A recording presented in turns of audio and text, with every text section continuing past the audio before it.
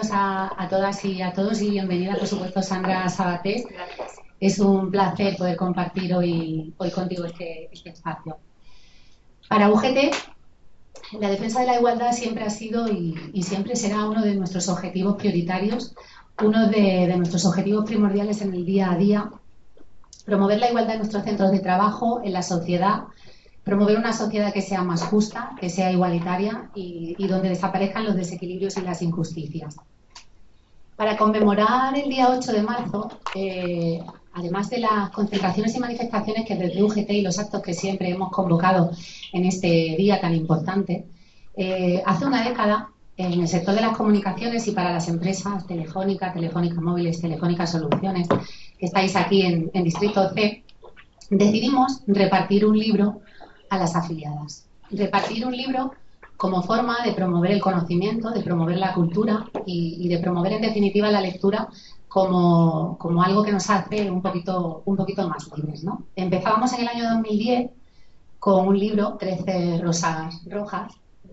Elegimos ese título y a partir de ahí pues hemos venido eligiendo títulos y autores, autoras que representaran de alguna manera a las mujeres y mensajes que dirigir a las mujeres. En 2018, el año pasado, se produjo un punto de inflexión en la celebración de ese Día Internacional de la Mujer, en la conmemoración de ese día, porque se convoca la primera huelga feminista en España, de la que UGT, por supuesto, pues también fue una de las organizaciones convocantes. Y en ese 8 de marzo, pues fue un 8 de marzo contra la violencia de género, fue un 8 de marzo contra los machismos cotidianos, fue un 8 de marzo contra la infravaloración del trabajo doméstico, un 8 de marzo contra los techos de cristal, contra la brecha salarial y la desigualdad de oportunidades en los ámbitos laboral, social y económico que padecemos las mujeres. Y nos acompañaba en esta misma sala Almudena Grandes para conmemorar un 8 de marzo que escribió una página en la historia de España, porque fue una gran movilización. La huelga que se convocó en todo el país pues fue ampliamente secundada y también fueron ampliamente seguidas en las calles las concentraciones que luego por la tarde se convocaron por todo el país. A pesar de ese gran movimiento nacional, a pesar de que muchas mujeres dijimos basta, pues a lo largo de este año no ha habido ninguna iniciativa legislativa que viniera a todas aquellas cuestiones que demandamos en la huelga del 2018, pues a darle respuesta, ¿no? A evitar que todas esas desigualdades se siguieran produciendo y que todo lo que denunciábamos en esa convocatoria de huelga pues no vuelva a ocurrir. Por lo tanto, en el año 2019 volvemos a la carga. En octubre pasado presentamos aquí en Distrito C un libro, lo tengo aquí, se llama Impulsando la Igualdad, donde decidimos que teníamos que marcar el recorrido, el itinerario que sindicatos, empresas y gobierno tenemos que seguir si queremos que verdaderamente podamos avanzar en esta materia y podamos avanzar en igualdad. Y además este libro va a formar parte de la negociación colectiva del próximo convenio de empresas vinculadas que bueno, sobre el mes de mayo o junio abordaremos en nuestras empresas. Hemos vuelto a convocar además una huelga para este 8 de marzo, que desde aquí os animamos a seguir, que desde aquí os decimos que es necesario secundar, porque es necesario seguir luchando, porque las cosas se pueden cambiar, pero hay que trabajarlas y hay que pelearlas. Y hemos elegido para este año este libro que tenemos aquí, Pelea como una chica, de Sandra Sabatés. Nos ha gustado el título, tiene mucha fuerza, nos ha encantado el libro y, por supuesto, pues también nos gusta la autora porque nos sentimos desde nuestro sindicato muy identificados con los valores que representa Sandra.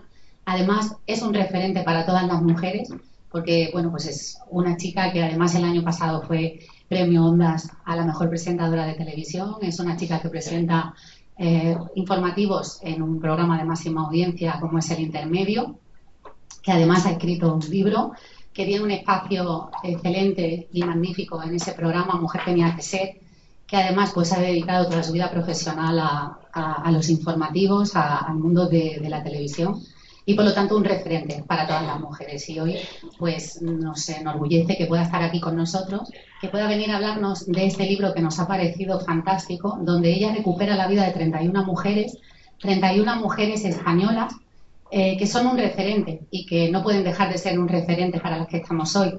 Mujeres que ella en su prólogo define como valientes, como luchadoras, como mujeres que alzaron la voz en solitario, que se opusieron a lo que había, mujeres que querían trabajar, que querían formarse, que querían estudiar, que querían votar, que querían decidir, en definitiva, que querían ser libres. Yo termino y no me extiendo más, porque creo que lo que tenemos es que escuchar a Sandra y todo lo que ella nos venga a contar sobre este día 8 de marzo y lo que significa, pero me quedo como una cita del prólogo de su libro que me ha encantado porque eh, es tan evidente pero pasa tan desapercibida, pero es tan real que yo creo que merece la pena mencionarla.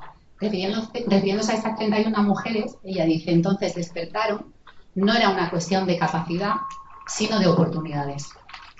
Gracias, Sandra. Gracias.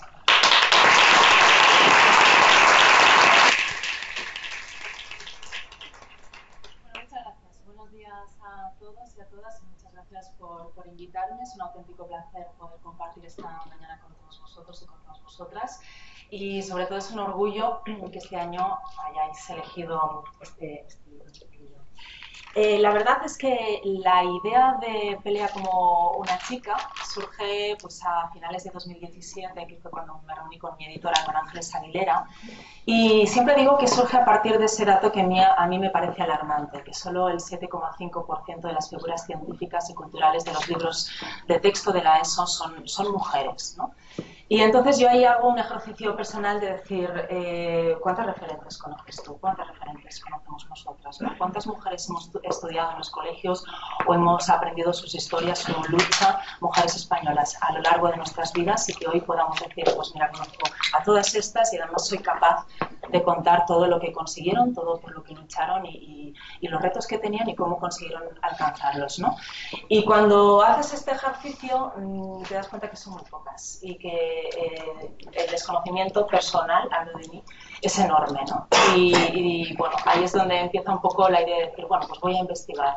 Por eso en el prólogo insisto mucho en esa idea de que no es más que un ejercicio personal, que más allá de que finalmente se haya publicado o no, pues bueno, es un ejercicio muy gratificante y enriquecedor, ¿no? Porque me ha permitido descubrir mujeres, muchas de ellas las desconocía absolutamente, y en cambio, pues bueno, a día de hoy son muy poquitas, son solo 31, pero ya podemos contar, ya puedo contar alguna cosa más, ¿no? Evidentemente hay muchas mujeres más, aparte de esas 31, pero evidentemente el libro tiene una capacidad y había que reducirla. Y ahí ha sido, yo diría, lo más complicado, por no decir una de las cosas más complicadas, que ha sido el decidir qué mujeres finalmente aparecían en este libro y cuáles no, porque muchas otras merecían también tener su espacio aquí.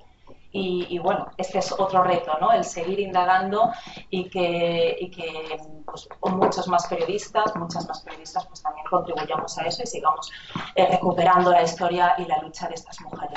Para seleccionar estas mujeres lo que hice fue básicamente quería centrarme en ideas muy básicas. La primera es que todo fueran mujeres españolas, porque hemos oído hablar de muchas referentes femeninas internacionales, pero vamos a fijarnos, ¿no? Vamos a cerrar la mirada y centrarnos en las mujeres españolas, y luego que todas ellas fueran mujeres que tenían ese objetivo, ¿no? Que se rebelaron contra la sociedad en la que vivían en ese momento, que ahora vamos a repasar cuál era, y que eran mujeres valientes, muy persistentes y que nunca bajaron los brazos a la hora de luchar por lo que ellas querían, tanto a nivel personal como a nivel profesional, y que su lucha personal al final no dejaba de ser un granito de arena que contribuía a la lucha colectiva de todas las mujeres para poder avanzar hacia la igualdad. Entonces esos eran los puntos básicos de conexión de todas estas mujeres. Mujeres que lucharon, mujeres españolas, pero al mismo tiempo me interesaba la idea de que fueran mujeres muy diferentes entre ellas. Por esa razón, pues hay mujeres de distinto origen socioeconómico, hay mujeres de origen humilde, hay mujeres burguesas, aristócratas como Carmen Bazán. Hay mujeres de distintas profesiones muy diferenciadas también entre ellas, hay abogadas, hay políticas, hay maestras, para ver cómo desde las distintas profesiones se podía llevar a cabo esta lucha, y también mujeres de ideología muy diferente. Pues tenemos mujeres que son comunistas, anarquistas, socialistas e incluso una fiel seguidora de Primo de Rivera. ¿Por qué? Pues para de alguna manera demostrar que la lucha por la igualdad es una lucha que nos concierne a todos y que nos afecta, las desigualdades nos afectan a todas las mujeres simplemente por el hecho de ser mujer. No importa, es una lucha transversal, no importa la ideología, es una lucha, como digo, que nos concierne a todos. Estamos hablando de igualdad y por lo tanto estamos hablando de derechos humanos. Y era un poco la idea o el criterio que seguí para poder elegir a estas mujeres. Ah, sí. Se oye poco, perdona. Bien. Aparte de esto, bueno, como habéis podido observar, que también lo comentaré más adelante, es cada una de estas biografías va acompañada, en este caso en este libro, de las maravillosas ilustraciones de Ana Juan, con la que he tenido el placer de trabajar y que, bueno, realmente ha conseguido que finalmente sea un libro que es, bueno, es un bombón, es un regalo, ¿no? Es una auténtica maravilla. Bien, lo que os decía, que eran mujeres luchadoras. Eran mujeres luchadoras porque el relato de este libro empieza a finales del siglo XIX. Lo que pretendo también es ver a través de las historias de estas mujeres un poco cómo ha sido la evolución de la situación de la mujer en nuestro país. A finales del siglo XIX, estamos en la Restauración, entonces la imagen de la mujer en estos momentos era lo que se conocía como el ángel del hogar.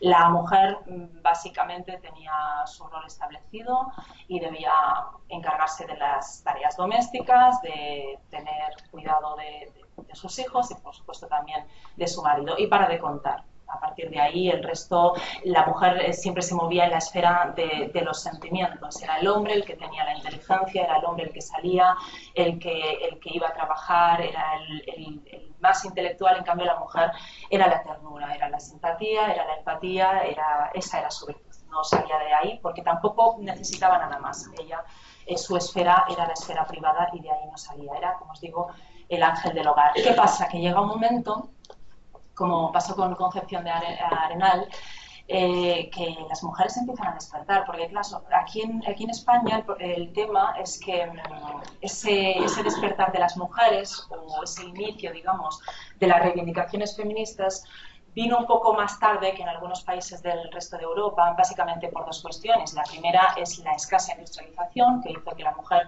empezara a incorporarse al mercado laboral mucho más tarde, y luego el peso que ha tenido siempre la Iglesia en nuestro país. Ya sabemos que el discurso de la Iglesia al final también se basa en esa diferenciación de roles entre hombres y mujeres. Pero llega un momento en que estas mujeres, como os decía, en el caso, por ejemplo, de Concepción Arenal o de Emilia Pardo Bazán, que despiertan de ese letargo en el que han estado sumidas todos estos años y se dan cuenta de que realmente, como decías tú, no es una cuestión de capacidad, sino de una cuestión de oportunidades, ¿no? Porque las mujeres no somos inferiores a los hombres. Lo que pasa es que si no se nos da esa oportunidad para empezar, para formarnos, para poder estudiar, para educarnos, para poder demostrar lo que valemos, evidentemente pues vamos a ser incapaces de hacerlo, ¿no?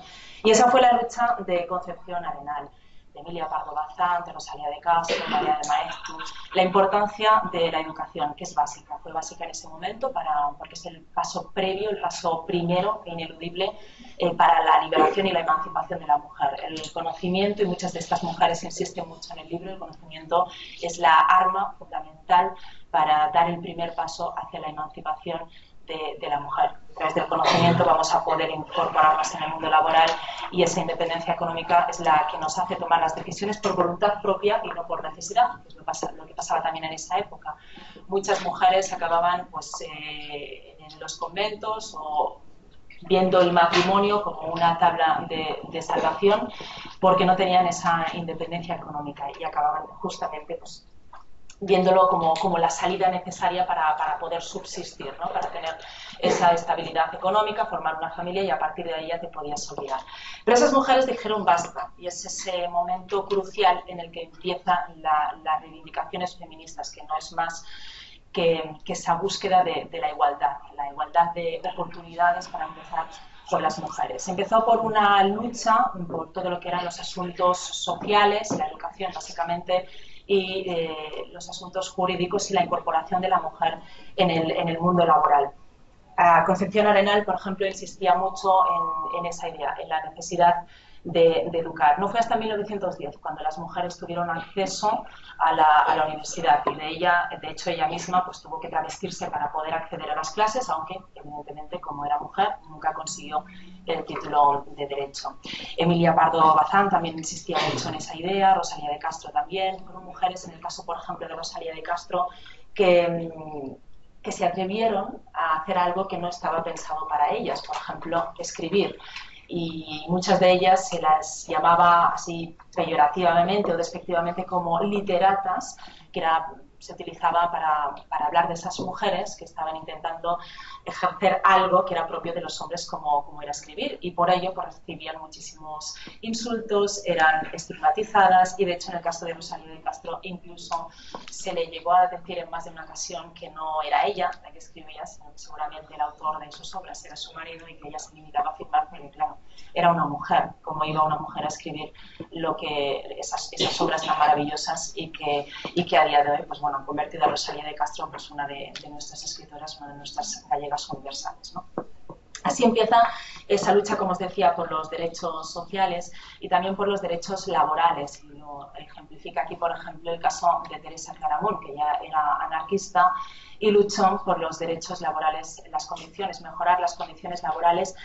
Lo cierto es que en ese momento las condiciones laborales para hombres y mujeres eran muy malas. Trabajaban 6 días a la semana, 11 horas diarias, si te quedabas en el paro no tenías derecho a subsidio, si no trabajabas porque estabas enfermo, pues ese jornal no lo cobrabas, etcétera, etcétera.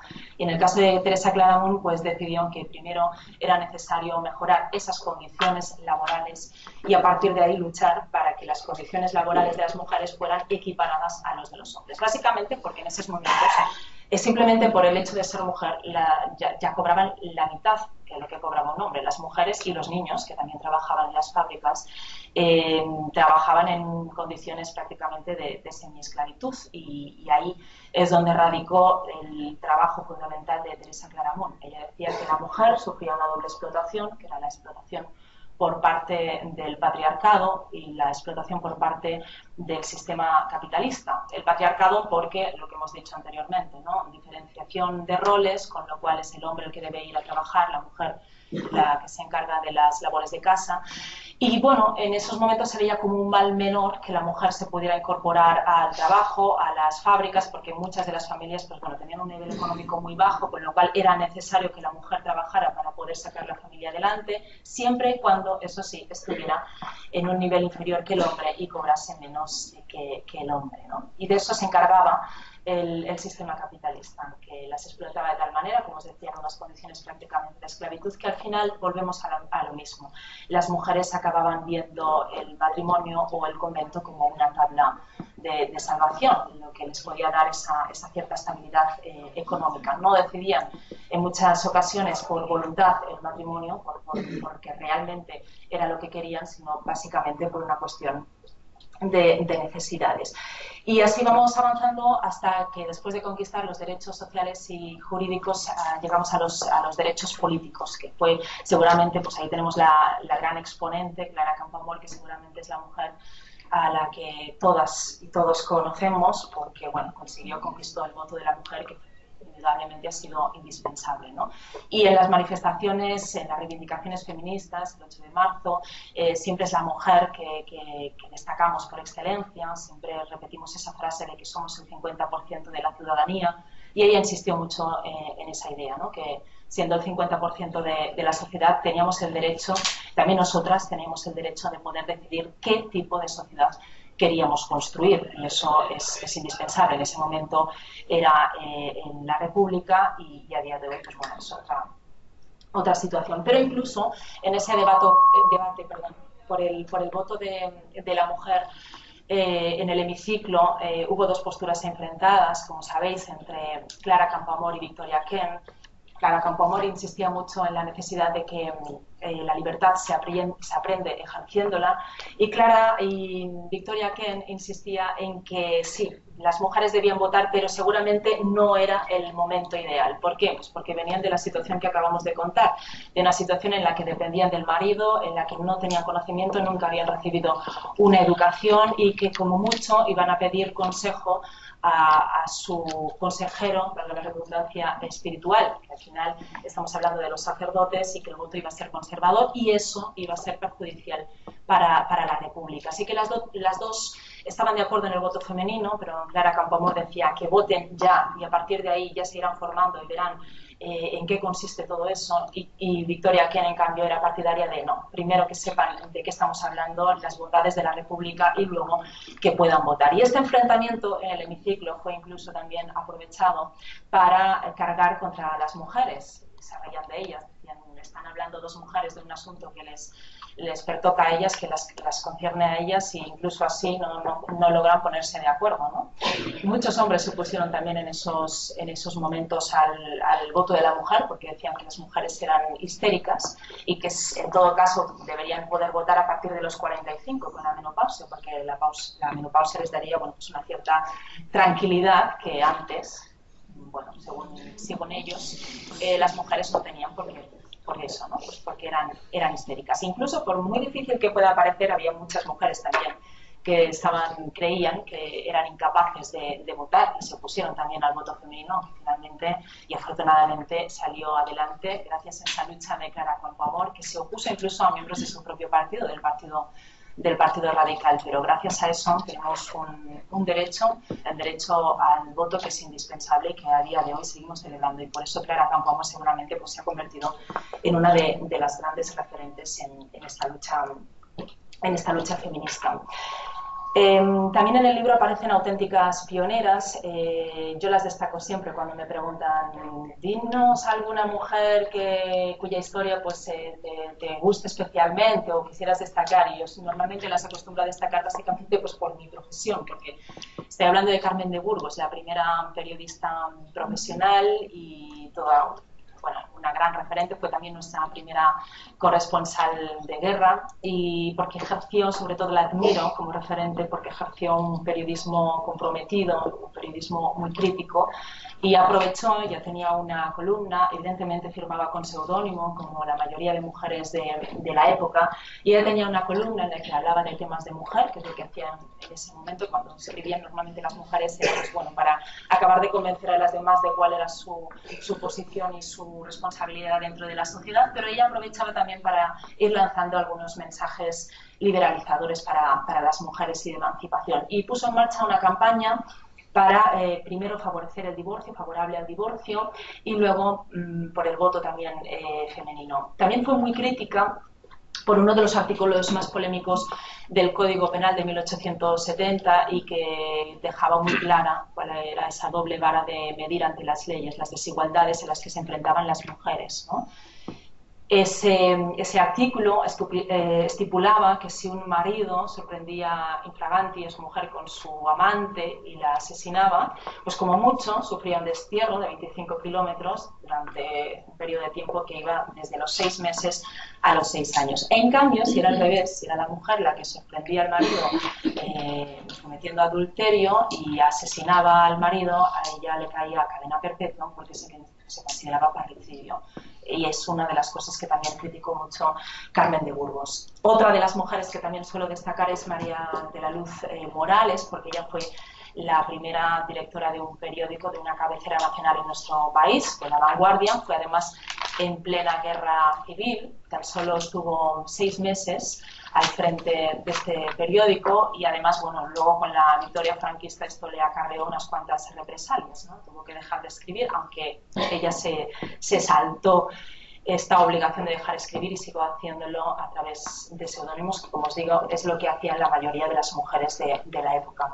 En este sentido, Lo que he intentado también en este libro es hacer una comparativa a través de la historia de estas mujeres, más allá de ver cómo ha sido la evolución de la lucha feminista en nuestro país, es la lucha que llevaron a cabo ellas y en qué punto están estas luchas a día de hoy. Hay algunas que sí que se han culminado, como por ejemplo el voto femenino, pero hay otras que a día de hoy siguen siendo grandes retos que tenemos pendientes como sociedad. Para empezar, por ejemplo, con el tema de la brecha salarial, ¿no? Que es uno de los puntos clave y que causa grandes desigualdades entre hombres y mujeres en nuestra sociedad a día de hoy.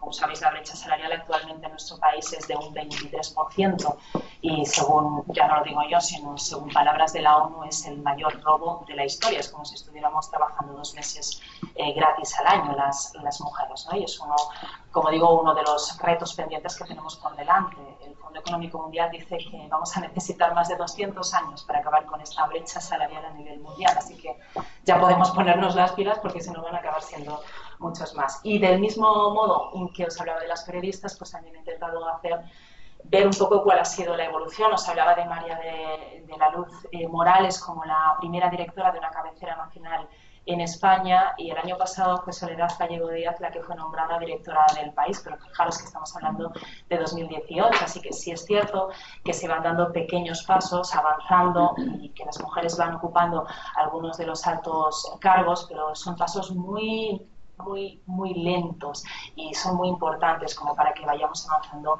un poquito más rápido. Y seguramente en ese sentido pues también es necesario que se pongan en marcha algunas políticas, algunas medidas correctivas, como es el caso de las cuotas, que muchas veces nos pueden parecer que son algo paternalistas, pero que está claro que al final los hombres se tienen que elegir, que son los que tienen el poder, pues acaban eligiendo a sus congéneros, ¿no? Con lo cual las mujeres siempre tenemos ahí un tope que nos impide el llegar hasta arriba del todo. Si seguimos un poco la progresión, veremos, por ejemplo, hablando también de esta evolución, de cómo empezó algunas de las luchas y cómo están a día de hoy. Me gustaría destacar también otra de las mujeres que aparecen en el libro, como es el caso de Federica Montseny. ¿Por qué? Porque ella fue nuestra primera ministra de Sanidad y Asuntos Sociales, la primera ministra de la Europa Occidental, y fue en esa época, el franquismo, durante la Guerra Civil, cuando puso en marcha la primera ley del aborto. Estamos hablando del aborto. Fijaos el tiempo que ha pasado. En 1985 conseguimos esa primera despenalización del aborto. En 2010 tuvimos esa reforma de la ley del aborto y a día de hoy tenemos que escuchar aún a algunos líderes políticos insistir en que el aborto no es un derecho. El aborto es un derecho de las mujeres a decidir sobre su propio cuerpo, sobre su maternidad. Y aún así insisten en que las mujeres antes deberíamos saber lo que llevamos dentro, o que en lugar de aborto deberíamos fomentar la natalidad, que nacieran más hijos para hacer frente a las pensiones. Entonces estamos en 2019, tenemos que escuchar este tipo de discursos con todo lo que nos ha costado llegar hasta aquí, con toda la lucha que hemos hecho, que estamos haciendo no solo nosotras, sino todas las antecesoras desde el siglo pasado. Luego estas mujeres son mujeres que desempeñaron una lucha importante también durante la Guerra Civil, algunas en la retaguardia, hicieron una labor fundamental, sobre todo porque mujeres que hasta entonces pues prácticamente no se habían incorporado al mercado laboral, pasaron a sustituir a los hombres que en ese momento tuvieron que ir a la guerra, con lo cual empezaron a ejercer todo tipo de profesiones, se encargaron de los hospitales, de las escuelas, hicieron una labor, como digo, importantísima en la retaguardia. Algunas de ellas incluso protegieron nuestras obras, nuestro patrimonio cultural de los bombardeos de la guerra, y otras incluso llegaron hasta el frente, ¿no? Y también divulgando la cultura y alentando a los combatientes. Dentro de toda esta selección de mujeres que he hecho, hay una también en particular que me llama la atención, no sé si vosotras habíais oído hablar de ella. Estoy hablando de Mercedes Formica. Es una mujer que podríamos decir que fue doblemente olvidada, básicamente por una razón. Esta mujer era seguidora de Primo de Rivera, de hecho ella se afilió a la Falange, pero ella vivió la situación de la separación de sus padres, se dio cuenta que en el momento en que se separaron su madre perdía todo. El padre se quedaba con las propiedades, con la casa, y su madre se veía obligada a marcharse a Madrid con sus 2 hijas, y a su hijo pues no le quedaba más que aguantarse y verle durante el verano, que ni siquiera eso se llegó a cumplir, ¿no? Su madre le insistía mucho a Mercedes que estudiara, y ella lo hizo, estudió Derecho, y lo primero que hizo fue dedicar su carrera a eso, ¿no? Viendo esa injusticia que había para las mujeres, hacia las mujeres casadas. Y se dedicó, como decía, a eso. Además, en esa época, en 1950, saltó todo un escándalo, un caso de violencia de género. Una mujer, Antonia Pernia Obrador, había recibido 12 salvajes puñaladas por parte de su marido, y estando en el hospital prácticamente agonizando, no podía separarse de él, porque pasaba lo mismo, perdía sus propiedades, perdía a sus hijos, lo perdía absolutamente todo. Así que imaginaros cuál era la situación. Estás en la cama de un hospital, estás agonizando, tu marido te ha apuñalado, y aún así no puedes separarte porque sabes que esto es tu ruina, que lo pierdes absolutamente, empezando por tus propios hijos, ¿no? Y ahí fue cuando ella escribió ese artículo, Domicilio Conyugal, que sufrió la censura y después de 3 meses fue publicado en ABC, y que abrió un importante debate social. El periódico empezó a recibir multitud de cartas, tuvo un eco incluso internacional en la prensa de otros países, y Mercedes se propuso llegó a la conclusión de que hacía falta ir más allá, que no podía quedarse en la denuncia a través del periódico, sino que hacía falta poner en marcha una reforma del Código Civil. Y trabajó para ello. Ella se reunió en varias ocasiones con Franco, no era partidaria de Franco, de la dictadura ni de la guerra, mucho menos, y consiguió sacar adelante lo que se llamó la Reformica, haciéndose juego de palabras entre su apellido, Formica, y dando a entender que era una reforma bastante austera, bastante modesta, pero consiguió cambiar 66 artículos del Código Civil que fueron fundamentales, entre otras cosas porque se estipuló que lo que hasta entonces era el domicilio del marido pasaba a ser el domicilio conyugal.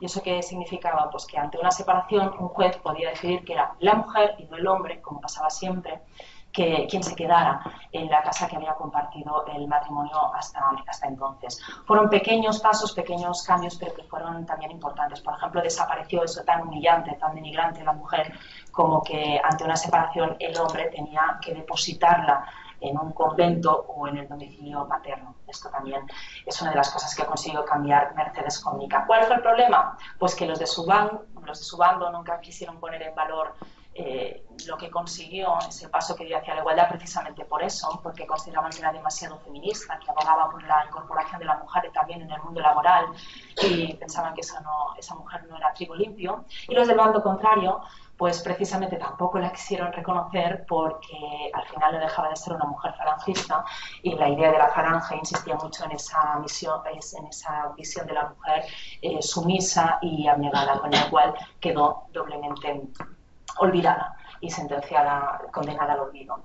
También María Telo llevó una labor importantísima en la reforma de nuestro Código Civil, y consiguió acabar con eso tan triste como era la licencia marital, ¿no? Ella acabó con lo que podríamos denominar, lo que se conocía como la dictadura del matrimonio, en el que las mujeres estaban sometidas completamente a la voluntad del marido. No podían abrir una cuenta corriente, no podían sacarse el carnet de conducir, no podían sacarse el pasaporte, ni siquiera podían ir a hacer la compra con el dinero que ellas habían ganado, sino con el dinero estrictamente necesario. No podían disponer de más dinero del que necesitaban, si no era con el permiso del marido. Si el marido no te dejaba, ni siquiera podías trabajar, y de hecho él tenía la patria potestad de tus hijos, y si quería darlos en adopción podía hacerlo sin ningún tipo de problema, ¿no? Y eso es lo que consiguió María Telo, que yo creo que es un paso fundamental también para las mujeres, democratizar de alguna manera la familia.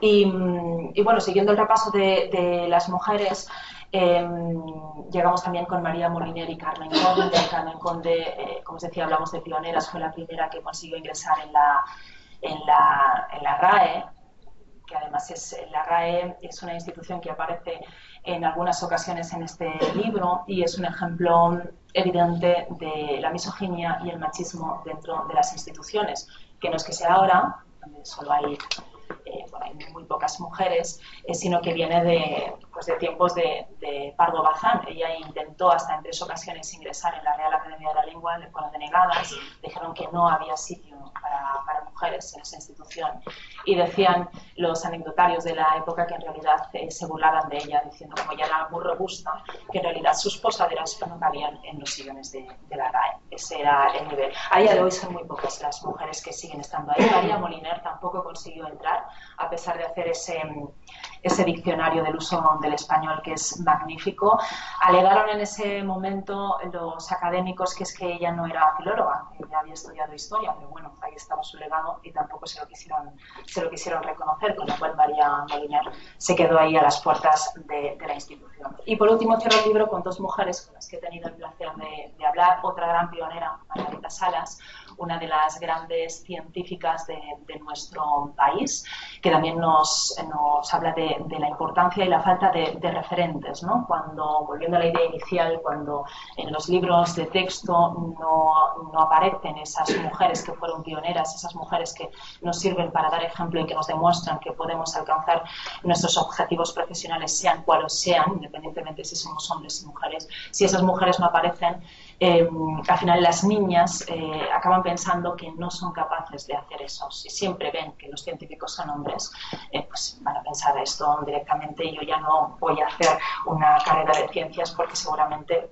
no tengo capacidad para ello, cuando, insisto, no es una cuestión de capacidades. Así que una de las ideas en las que insiste Margarita Salas es esa necesidad de recuperar la historia de grandes mujeres y de recuperar lo que sin duda son grandes referentes y que también nos ayudan a nosotras porque constituyen todo un ejemplo en esta lucha. Y el caso de Lidia Falcón, la presidenta, como sabéis, del partido feminista, que insiste mucho también en esa idea de que hay que seguir peleando porque ni mucho menos los retos están conseguidos. Hay muchos retos que tenemos a día de hoy pendientes en esta lucha feminista, y por eso yo creo que es necesario salir a las calles, y este 8 de marzo es indispensable el estar ahí apoyando esas manifestaciones y esas reivindicaciones. Es un deber, yo creo, que todas debemos estar allí, precisamente por esa gran cantidad de retos que tenemos pendientes. El más importante de todos es esa lucha contra la gran lacra que arrastramos como sociedad, que es esa violencia de género que en los últimos 15 años se ha llevado ya la vida por delante. Han sido asesinadas 984 mujeres, solo 47 en el año pasado. Es evidente que hay una violencia estructural contra la mujer simplemente por el hecho de ser mujer. No es que lo digamos así por decirlo, sino que ya en la cumbre internacional, en la cuarta cumbre internacional del 95, la ONU ya dijo que existía una violencia estructural contra la mujer, que venía dada por la manera como se organizan, se estructuran las sociedades, y que precisamente esa violencia de género era uno de los grandes obstáculos que nos impide avanzar hacia sociedades, hacia la paz y hacia sociedades que vivan en igualdad y que estén desarrolladas, ¿no? Y es otro de los grandes discursos que estamos escuchando hoy en día por parte de algunos líderes políticos que insisten que no existe esa violencia de género y que es una violencia doméstica, una violencia intrafamiliar, y todo lo ponen en el mismo saco, ¿no? Y realmente no es así. Hay una violencia que se ejerce contra la mujer simplemente por el hecho de ser mujer, y por eso a día de hoy seguimos lamentando tantas muertes, tantos asesinatos, porque este es otro tema. A las cosas hay que llamarlas por su nombre, y deberíamos huir también de los eufemismos. Una persona que no trata bien a las mujeres es un maltratador, y en el peor de los casos, es un asesino. Yo creo que los medios de comunicación en esta lucha por la igualdad tenemos una responsabilidad enorme, empezando porque, bueno, como sabéis, se acostumbra a decir que somos el cuarto poder, y ese poder viene sobre todo porque lo que nosotros contamos, lo que nosotros transmitimos, es de alguna manera las herramientas que tienen los ciudadanos para hacerse una idea de la realidad en la que viven. Y por eso es fundamental ejercer, como hacía Carmen de Burgos, un periodismo que sea crítico y un periodismo que sea comprometido. Y también combatir algunos de los discursos contrarios o que intentan cercenar algunos de los derechos y de las libertades que hemos conseguido las mujeres a día de hoy, como son estos que os estoy comentando, ¿no? La lucha contra la violencia de género, o este intento por volver a la ley del aborto de 1985. Es evidente que hemos avanzado muchísimo en la igualdad. tenemos una igualdad legal y ahí lo respalda la Constitución de 1978, pero es muy evidente también que nos queda mucho camino por recorrer hasta alcanzar esa igualdad real, que es la que estamos persiguiendo a día de hoy. Y yo creo que esta sección que hemos puesto en marcha al intermedio, que lleva ya un año en antena, Mujer tenía que ser, es un ejemplo de ello. Esta sección nació, pues eso, hace poquito más de un año con la clara voluntad de, primero, demostrar a los espectadores el compromiso que tenemos desde el intermedio con el feminismo y luego de visibilizar y de dar voz a todas esas mujeres que nos contaran en primera persona cuáles han sido las trabas, los obstáculos que se han encontrado a la hora de conseguir alcanzar sus metas personales y profesionales, ¿no? Y se hacen evidentes ahí las desigualdades y vemos que es una cosa que tenemos ahí y sigue estando pendiente, ¿no? Que es algo que nos afecta a todas, porque son mujeres también muy distintas. Hay algunas que son pioneras y que nos han contado cómo les ha costado llegar hasta ahí, cuáles han sido sus luchas. Hay mujeres que ejercen profesiones que tradicionalmente han estado en manos de los hombres, guardia civil, el fútbol, el ejército, etcétera, etcétera, y también nos cuentan pues cuáles han sido esos obstáculos y vemos que es una cosa que tenemos ahí, que sigue enquistada en nuestra sociedad, ¿no? Y María Telo, de las que os hablaba antes, ella decía, tenemos esa igualdad legal, pero nos falta la igualdad real, y seguramente es lo más difícil, el reto más difícil que tenemos en estos momentos por delante, básicamente porque la igualdad real solo se consigue de una manera, y es cambiando nuestra manera de pensar, cambiando nuestra mentalidad, y no la mentalidad de uno u otra tomando conciencia, sino cambiando nuestra mentalidad como sociedad. Y eso es un reto muy difícil de alcanzar, como decía, no imposible, porque entre todas vamos a luchar por conseguirlo, pero es complicado, es difícil, porque estamos hablando de algo que llevamos arrastrando durante años y años y siglos, producto de la educación, con lo cual no nos queda otra que intentar reeducarnos, nosotros y nosotras que ya tenemos una cierta edad, con lo cual, pues bueno, las actitudes que arrastramos vamos a intentar despojarnos de ellas y reeducarnos, porque solo así vamos a ser capaces de educar a las nuevas generaciones que vienen por delante en igualdad. Y creo que ahí está gran parte de nuestra responsabilidad como ciudadanos y ciudadanas, que deberíamos ser capaces de avanzar todos juntos, porque la lucha del hombre en este sentido creo que también es indispensable, no es una lucha nuestra, es una lucha que nos concierne a todos, porque no estamos dejando de hablar de derechos humanos. Cuando hablamos de feminismo estamos hablando de igualdad. Cuando hablamos de feminismo estamos hablando de la lucha contra la violencia de género, estamos hablando del derecho a la vida, estamos hablando del derecho a la dignidad de las mujeres, estamos hablando de libertad, estamos hablando de igualdad.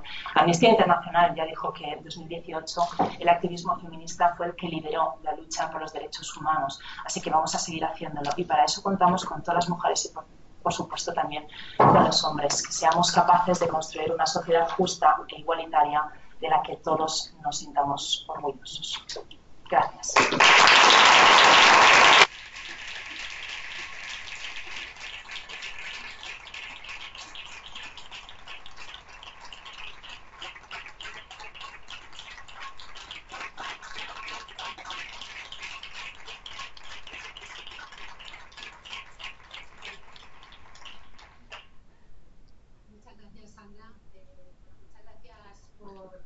Nos has contado y por todo lo que nos has explicado. Yo creo que con este aplauso las personas que estamos aquí defendamos que nos ha encantado todo lo que nos has dicho y cómo lo has expuesto. Vamos a abrir un turno de palabras por si alguien quiere hacer alguna pregunta, ¿vale? Y en ese caso pues le acercamos el micrófono, ¿no, Elena? Sí.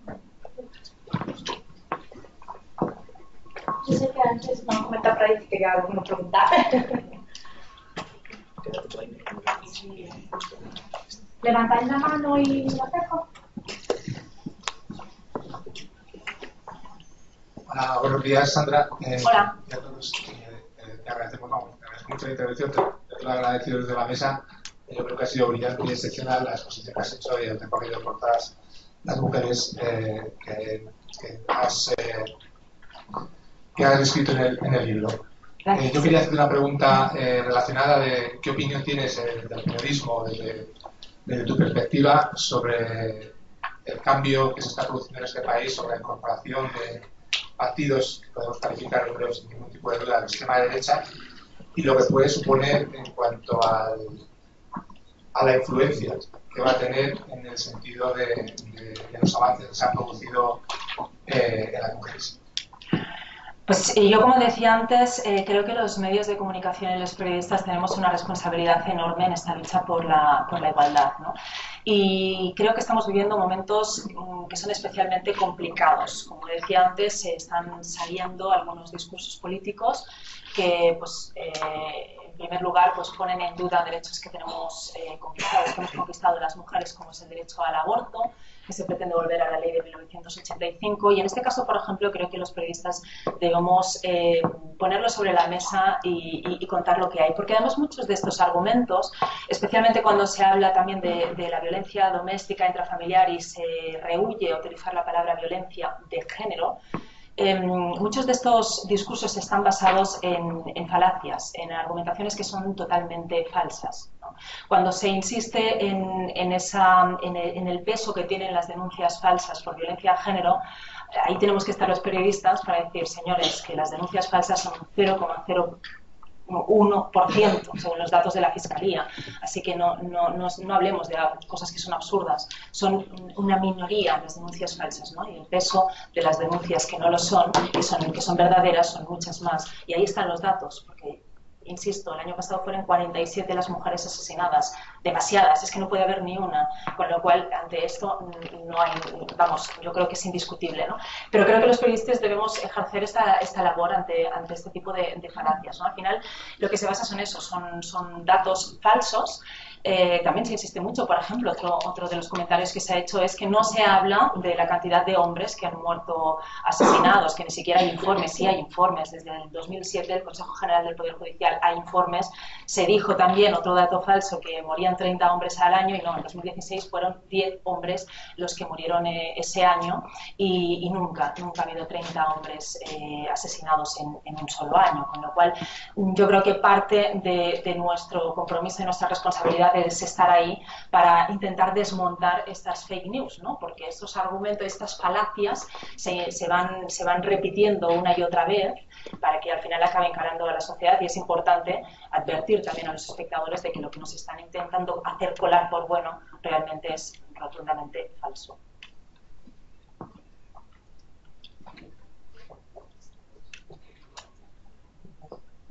Hola, Sandra. Hola. Yo quería preguntarte tu opinión, porque además estás muy en contacto con, no sé si con la realidad, la actualidad, estás muy en contacto con la actualidad, cómo todo este feminismo, la falta de él, o el machismo afecta también a las nuevas generaciones, porque me mucho y me preocupa mucho que parece que las más jóvenes están dando un paso atrás en sus derechos, dejándose manipular por sus parejas, gente muy jovencita, quizá adolescentes, y no sé si eso también es una falacia, en el sentido de que nos están preocupando en exceso a través de las noticias o de los medios de comunicación, o es algo que realmente se está produciendo, que deberíamos estar alerta, cómo hacerlo. ¿Qué opinas? No, realmente estos datos son ciertos, y es otra de las cifras que creo que son alarmantes, ¿no? Que muchos jóvenes de entre 15 y 30 años, no recuerdo ahora exactamente el porcentaje, pero aparece también aquí en el libro, consideran la violencia de género como algo natural dentro de la pareja. Y cuando hablamos de esa violencia estamos hablando no solo de agresiones físicas, sino que estamos hablando del control a la persona, estamos hablando de los celos, y es importante insistir en ese discurso. Por eso insistía también en esa necesidad de la educación, ¿no? Que podamos educar en igualdad a las nuevas generaciones, porque no lo puede ver como algo normal y que no pasa absolutamente nada, porque sí que pasa, y es importante, es una de las cosas que tenemos que combatir, ¿no? Y que no se puede ver los celos como algo normal, no se puede ver el control a tu pareja, no se puede considerar como algo normal, propio de una relación de pareja, ¿no? Y contra estos discursos también es contra los que hay que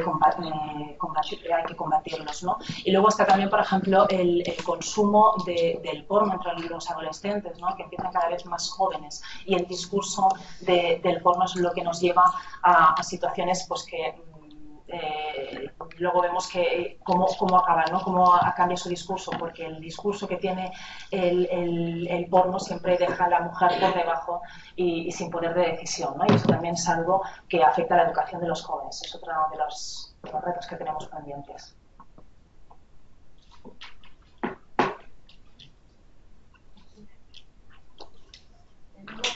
Es que estamos por Skype y ahí tenemos unas preguntas de Sevilla de Albacete. Igual así. Sí, les da paso a Alfredo. Igual sí. Pues Sevilla primero.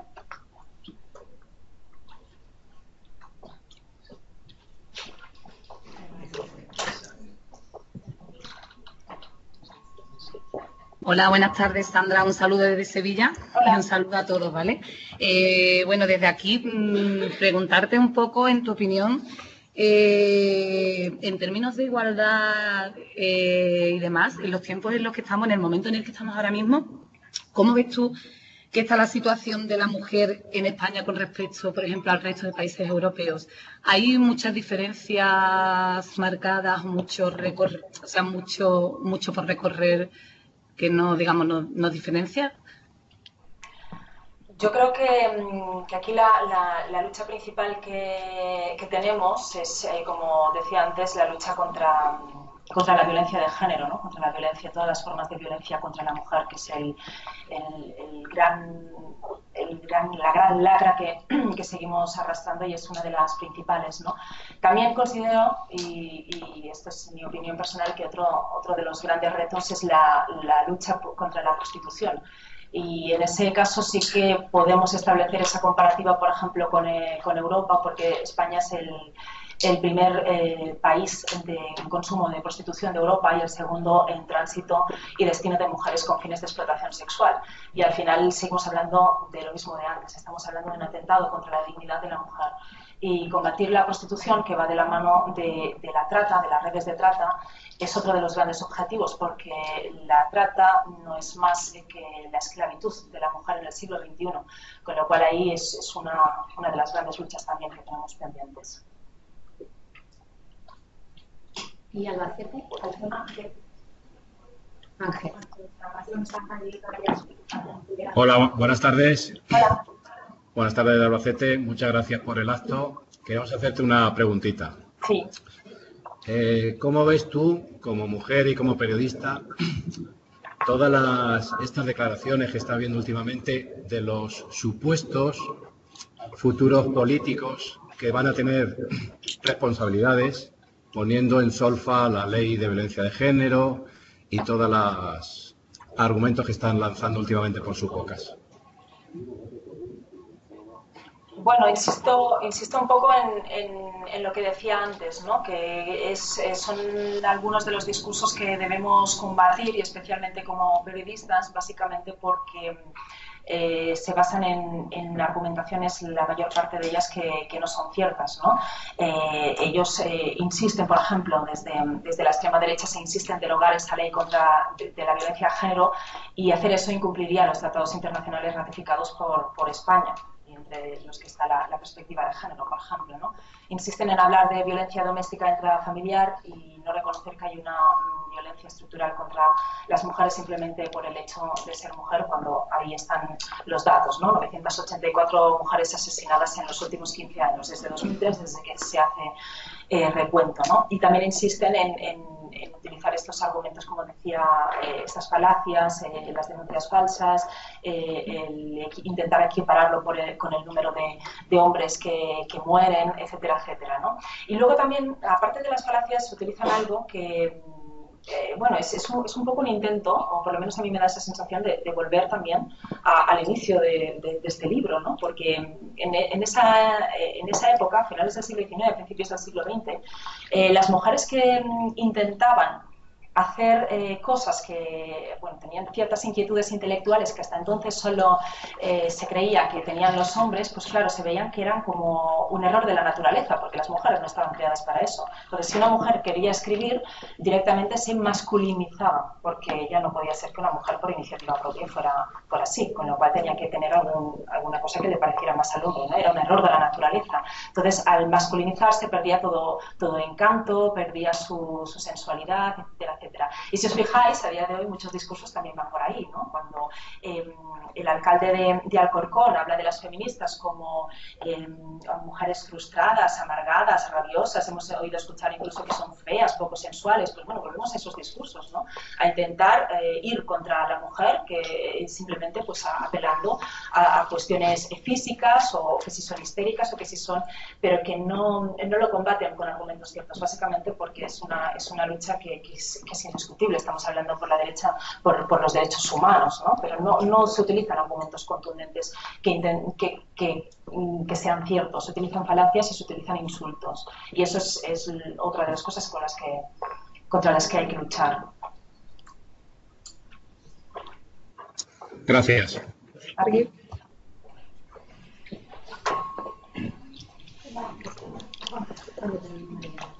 Hola Sandra. Hola. De la sección de Mujer Tenías que Ser, ¿cuál fue la chica o la mujer que más te impactó por sus argumentaciones que te dio, por su vida y demás?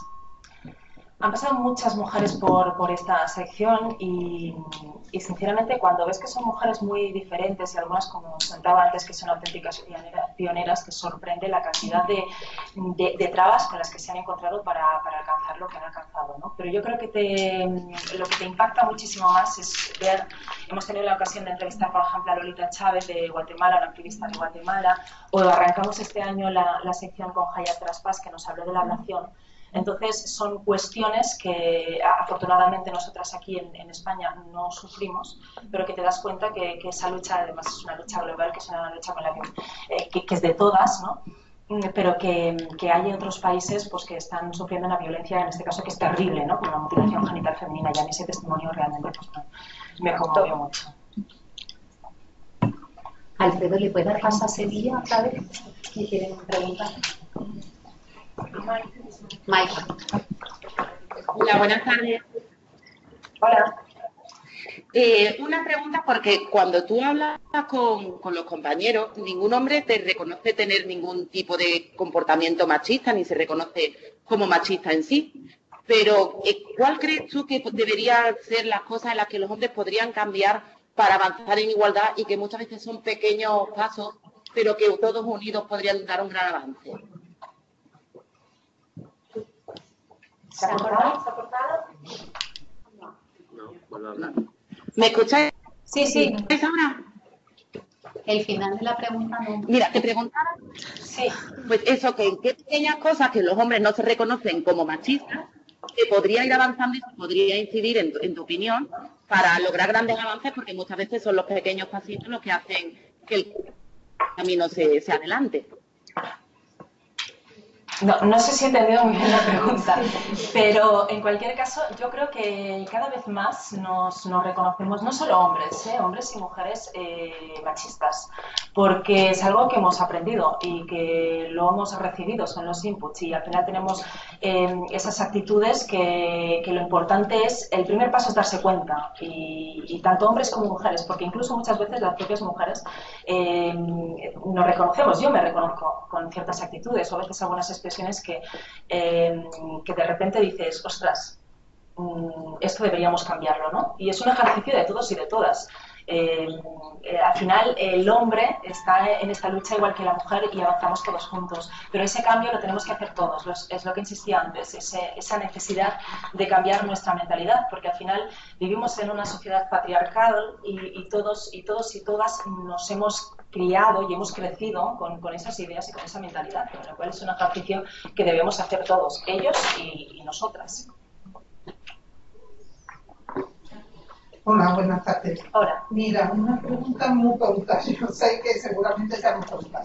¿Cómo le explicarías a una mujer que el hecho de ser feminista no implica ir en contra ni de hombres ni de tu propia esencia?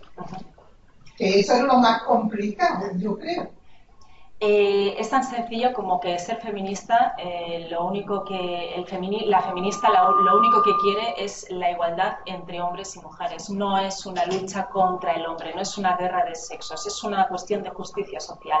Que mujeres y hombres sean absolutamente iguales, ¿no? Tengan las mismas oportunidades, los mismos derechos, las mismas libertades, una igualdad real, con lo cual no es una lucha, no se va contra el hombre, al contrario, ¿no? Es lo que te decía antes, es que el hombre también se debe incorporar en esta lucha, porque al final yo creo que una sociedad que sea justa e igualitaria es una sociedad que queremos todos, no solo las mujeres, sino también los hombres, ¿no? Es una sociedad de la que todos nos podamos sentir orgullosos, que hombres y mujeres tengamos las mismas posibilidades y podamos tener cargos directivos iguales y podamos disfrutar igual de nuestra sociedad. Es cierto que es un término que genera rechazo muchas veces, el término feminista. Supongo que te lo has preguntado por eso. Nos encontramos muchas veces. Jorge, por aquí.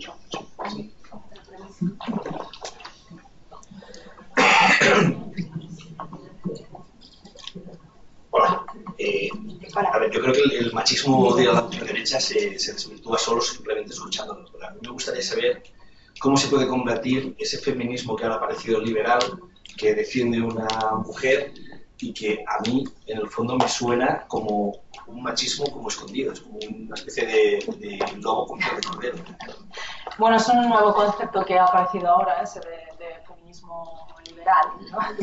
Sí, un nuevo concepto que aparece y que aparece justo a las puertas de un 8 de marzo y con una campaña electoral a la vista, ¿no? En la cual, pues bueno, pues los partidos políticos se ven no obligados, pero creen que pueden sacar ahí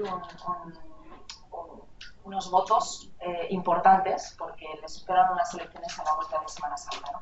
Entonces tienen en medio ese 8 de marzo. El año pasado vimos pues, posturas que no acababan de concretarse, pero que estaban muy diferenciadas sobre esa jornada reivindicativa por parte de los distintos partidos políticos, y este año pues se encuentran con eso, ¿no?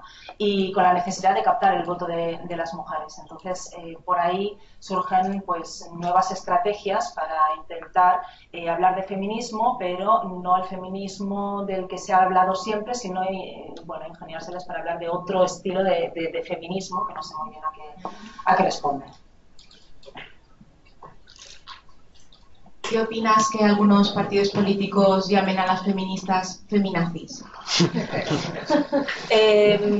Pues es bastante absurdo, básicamente porque no sé qué tiene que ver el feminismo que lucha por la igualdad con el nazismo. De hecho, el feminismo, insisto, es la lucha por los derechos humanos, por la libertad, por la igualdad, por el derecho a la vida, y el nazismo creo que de eso entendía poco, así que no le veo ningún tipo de relación.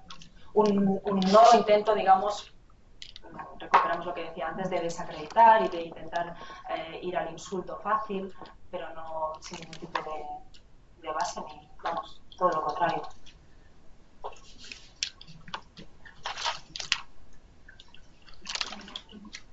¿Alguna otra pregunta?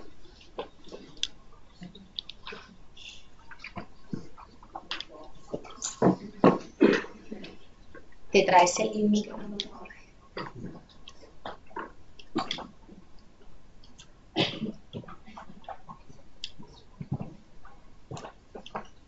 Yo te voy a hacer otra pregunta, Sara. La última pregunta. Pues un mensaje para nuestras niñas, porque es cierto que todo nos aleja desde pequeñas del mundo de las ciencias, de la tecnología, y se hace importante, como decías tú también, empezar desde la educación, desde los colegios, educación no solo a los niños y a las niñas, educación en que no haya machismo, también educación en que las niñas somos capaces y podemos ser capaces. Y bueno, pues a mí me gustaría escucharte qué mensaje tendrías para nuestras niñas. Pues yo lo primero que les diría es lo que estas mujeres intentaron hacer desde el principio, y es luchar por ser lo que ellas quieran ser, quienes ellas quieran ser.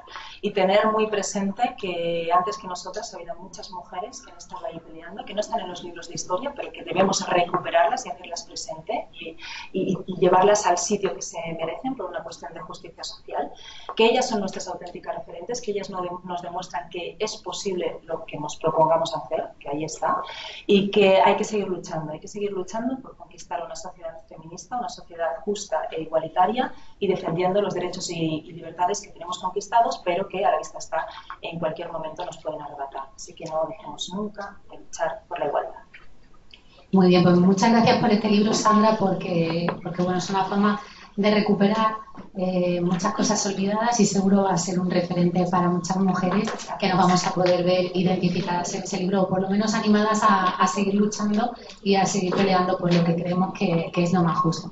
Muchas gracias por estar hoy con nosotros, por dedicarnos tus palabras, tus opiniones, que por supuesto, como decía el primer compañero que intervino, han sido excepcionales. Un lujo contar hoy contigo. Y bueno, pues veo que muchos habéis traído el libro. Sandra os lo puede firmar ahora, que creo que estáis esperándolo. Muchas gracias por todo. Muchas gracias a todos por asistir.